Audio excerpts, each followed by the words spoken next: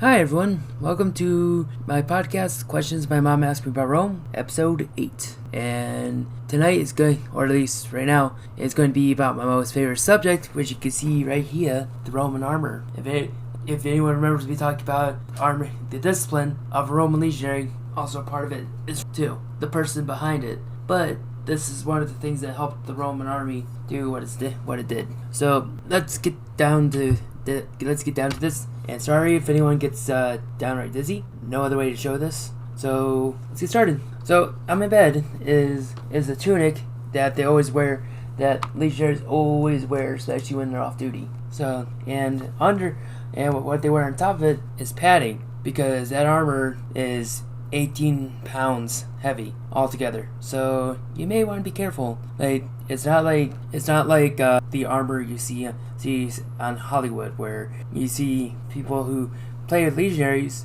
do impossible things.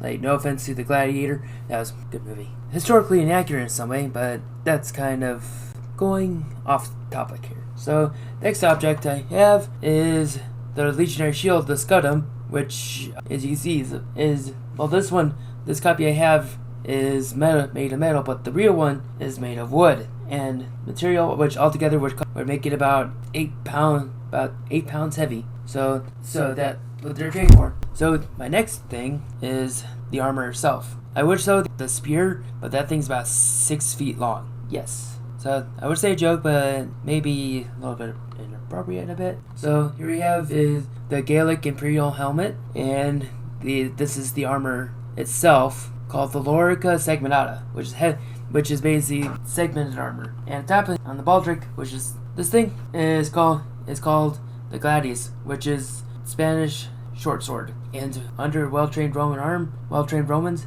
it's a very, very deadly weapon. So the answer to my first question is from my mom. Where was the helmet used from? It was used during the 1st and 2nd century AD, and that was before we started getting other varieties.